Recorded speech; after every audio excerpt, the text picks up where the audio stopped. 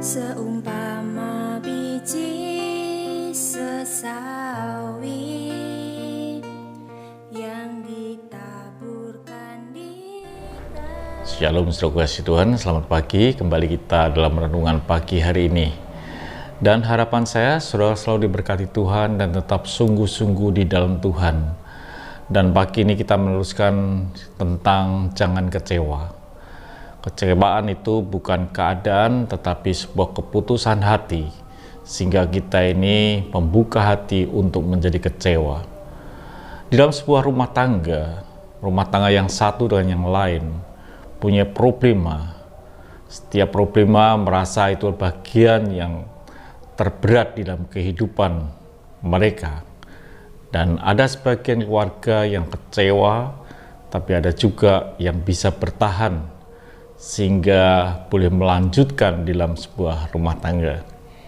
Jadi kecewa itu adalah keputusan hati. Kecewa itu sangat berbahaya, sehingga dikatakan di dalam Matius 11 ayat yang ke-6 yang kita baca kemarin, yaitu bahwa dan berbahagialah orang yang tidak menjadi kecewa dan menolak aku. Jadi orang bisa menolak Tuhan, orang bisa tidak ke gereja karena kecewa. Saudaraku yang kasih Tuhan, pagi ini kita melihat dua bagian, orang yang bisa kecewa dan orang yang tidak mengambil keputusan untuk kecewa. Segala hal, peristiwa yang terjadi dalam kehidupan kita, itu memungkinkan kita beralasan untuk menjadi kecewa. Tetapi kita bisa mengambil keputusan yang lain, yaitu untuk tidak kecewa. Kita akan melihat satu bagian, saudara kasih Tuhan, di dalam Kejadian 50 ayat yang ke-20. Ini kisah panjang tentang seorang yang bernama Yusuf.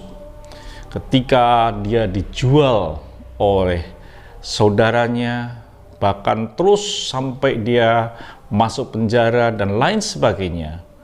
Saudara kasih, dia punya alasan sebenarnya untuk kecewa dengan saudaranya, kecewa dengan istri Potifar dan lain sebagainya. Dia bisa kecewa, tapi dia tidak ambil keputusan untuk kecewa. Dikatakan dalam Kejadian 50 ayat yang ke-20, memang kamu telah mereka-rekakan yang jahat terhadap aku, tetapi Allah telah mereka-rekakannya untuk kebaikan, dengan maksud melakukan seperti yang terjadi sekarang ini, yakni memelihara hidup suatu bangsa yang besar.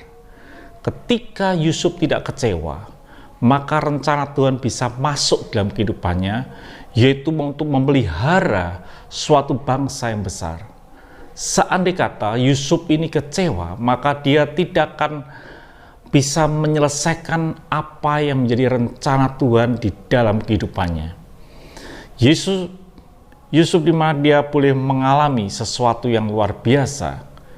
Yusuf boleh melihat sesuatu yang besar, dan dia berkata bahwa engkau mereka-reka yang jahat, tetapi Tuhan mengubah yang jahat itu menjadi sesuatu yang baik. Jadi saudara kasih Tuhan, bahwa kekecewaan itu sangat bahaya. Tapi ketika kita tidak kecewa, maka rencana Tuhan bisa sampai di dalam kehidupan saudara, dan saudara akan melihat sesuatu yang besar, pekerjaan Tuhan lewat kehidupan saudara. Tapi beda dengan seorang yang kaya yang datang kepada Yesus, yang mencintai Yesus, yang sungguh-sungguh, dan dia datang kepada Tuhan, apa yang harus aku perbuat supaya aku memperoleh hidup yang kekal? Lalu Yesus menjawab sebuah jawaban yang singkat, jual seluruh hartamu dan ikutlah aku.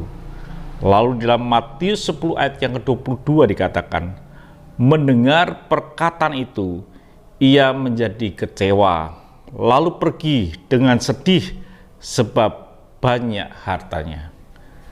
Orang muda itu menjadi kecewa dengan perkataan Yesus, dan dia menolak untuk mengikuti Yesus, dan dia meninggalkan akan Yesus, sehingga rencana Tuhan tidak pernah terjadi di dalam kehidupan pemuda itu.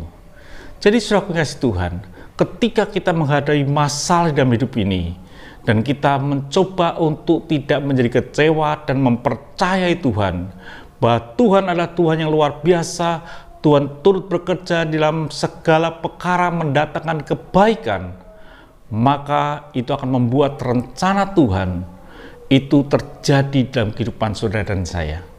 Jadi saudara kasih Tuhan, tidak ada alasan untuk kita menjadi kecewa.